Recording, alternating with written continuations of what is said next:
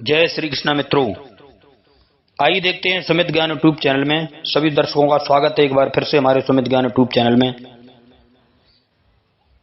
सभी दर्शकों से मेरी तरफ से जय श्री कृष्णा, जय जय श्री सीताराम।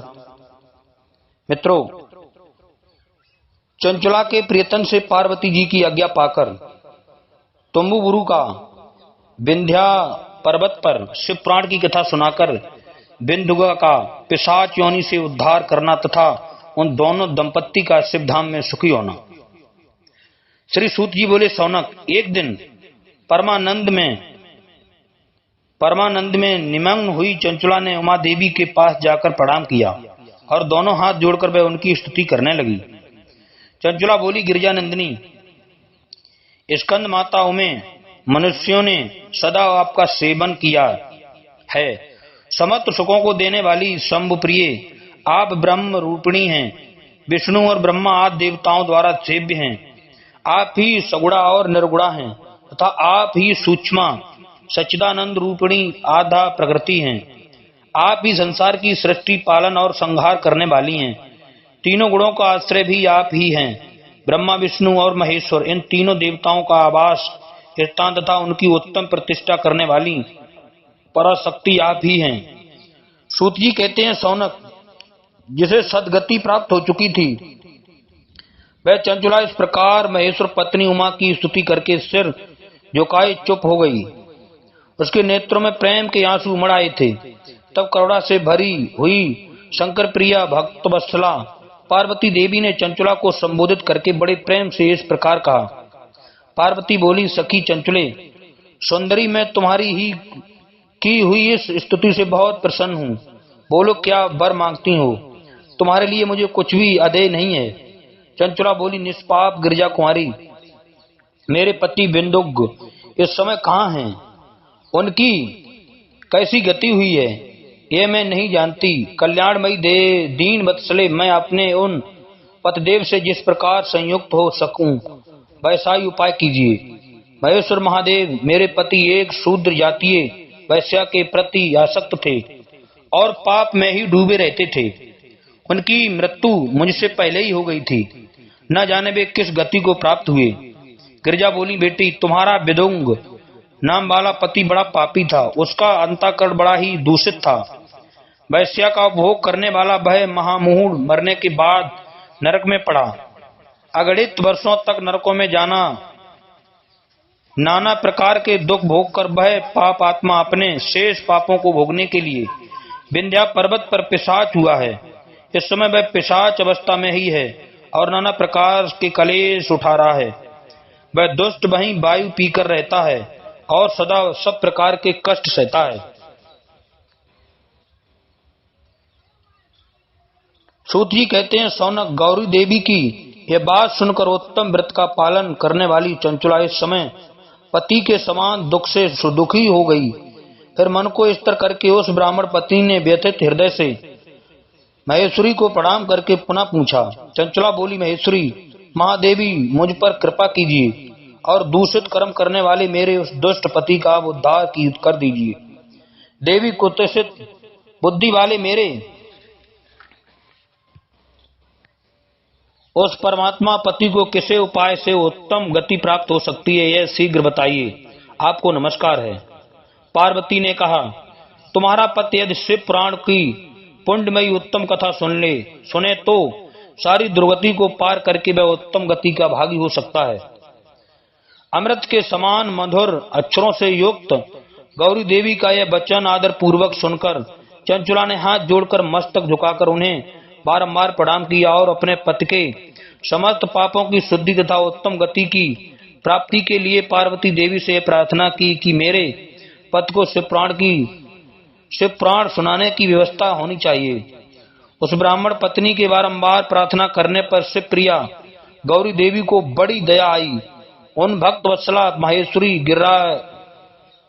गिरिराज कुमारी ने भगवान शिव की उत्तम कीर्ति का गान करने वाले गंधर्वराज तंबूर को बुलाकर उनसे प्रसन्नता पूर्वक इस प्रकार कहा, तुम बुरे हो, तुम्हारी भगवान शिव में प्रीति है। तुम मेरे मन की बातों को जानकर मेरे अभीष्ट कार्यों को सिद्ध करने वाले हो। इसलिए मैं तुमसे एक बात कहती हूँ, तुम्हारा कल्याण हो। तुम मेरी इस सखी के साथ शीघ्र ही विंध्या पर्वत पर जाओ। वहां एक महाघोर और भयंकर पिशाच रहता है। उसका वृतांत तुम आरंभ से ही सुनो। मैं तुमसे प्रसन्नता पूर्वक सब कुछ बताती हूँ।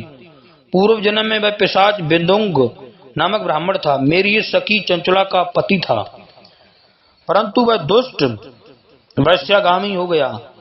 स्नान संध्या आदि नित्य कर्म छोड़कर अपवित्र रहने लगा। क्रोध के कारण उसकी बुद्धि पर मूढ़ता छा गई थी। वह कर्तव्य का विवेक नहीं कर पाता था। अभक्ष्य भक्षण, सज्जनों से दोष और दूषित वस्तुओं का दान लेना, यही उसका स्वाभाविक कर्म बन गया था। वह अस्त्र शस्त्र लेकर हिंसा करता, बाएं हाथ से खाता, दोनों को सताता, दीनों को सताता और क्रूरता पूर्वक पराये घरों में आग लगा देता था। चांडालों से प्रेम करता और प्रतिदिन वैश्याओं के संपर्क में रहता था। बड़ा दुष्ट था। वह पापी अपनी पत्नी का परित्याग करके दुष्टों के संग में ही आनंद मनाता था। वह मृत्यु पर्यंत दुराचार में ही फंसा रहा। फिर अंत काल आने पर उसकी मृत्यु हो गई। वह पापियों के भोग स्थान घोर यमपुरी में गया और वहां बहुत से नरकों का उपभोग करके वह दुष्ट आत्मा जीव इस समय विंध्या पर्वत पर पिशाच बना हुआ है। वहीं वह दुष्ट पिशाच अपने पापों का फल भोग रहा है। तुम उसके आगे यत्न पूर्वक शिव पुराण की उस दिव्य कथा का प्रवचन करो जो परम पुण्यमयी तथा समस्त पापों का नाश करने वाली है। शिव पुराण की कथा का श्रवण सबसे उत्कृष्ट पुण्यकर्म है। उससे उसका हृदय शीघ्र ही समस्त पापों से शुद्ध हो जाएगा और वह प्रेत योनि का परित्याग कर देगा। उस दुर्गति से मुक्त होने पर बिंदुक नामक पिशाच को मेरी आज्ञा से विमान पर बिठाकर तुम भगवान शिव के समीप ले आओ।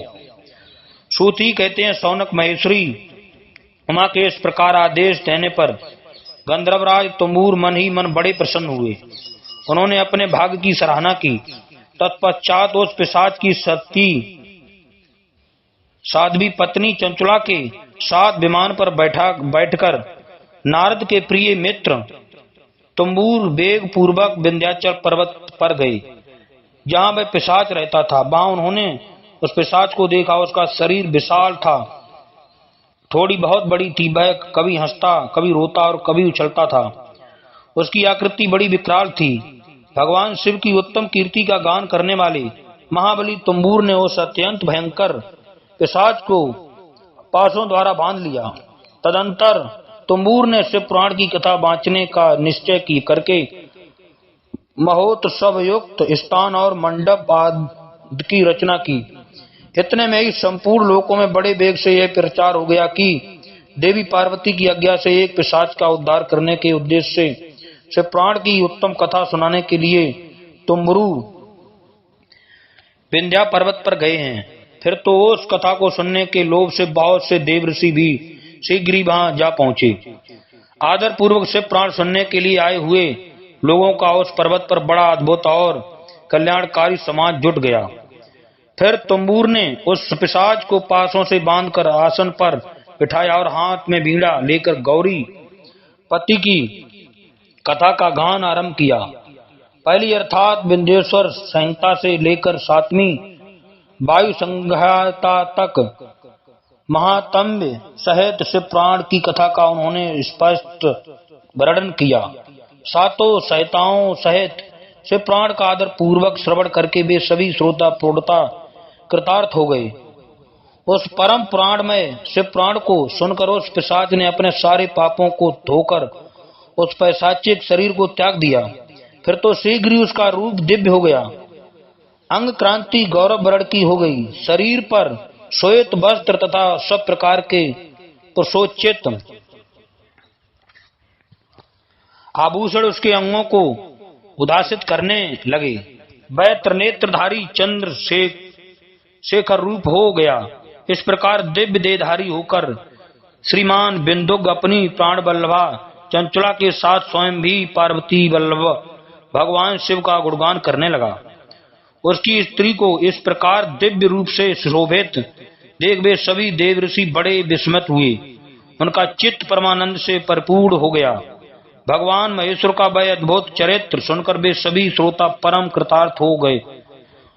हो प्रेम पूर्वक श्री शिव का यशोगान करते हुए अपने अपने धाम को चले गए। दिव्य रूपधारी श्रीमान बिंदुक भी सुंदर विमान पर अपनी प्रियतमा के पास बैठकर सुख पूर्वक आकाश में स्थित हो बड़ी शोभा पाने लगा। तदंतर महेश्वर के सुंदर एवं मनोहर गुणों का गान करता हुआ वह अपनी प्रियतमा तथा तंबूर के साथ शीघ्र ही शिवधाम में जा पहुंचा। वहां भगवान महेश्वर तथा पार्वती देवी ने प्रसन्नता पूर्वक बिंदुक का बड़ा सत्कार किया और उसे अपना पार्षद बना लिया। उसकी पत्नी चंचला पार्वती जी की सखी हो गई। उस घनीभूत ज्योति स्वरूप परमानंद में सनातन धाम में अविचल निवास पाकर वे दोनों दंपत्ति परम सुखी हो गए। जय श्री कृष्णा, जय जय श्री सीताराम। हमारे चैनल को सब्सक्राइब करें, लाइक करें और भी इस प्रकार ज्ञानवर्धक वीडियो पाते रहें। जय श्री सीताराम।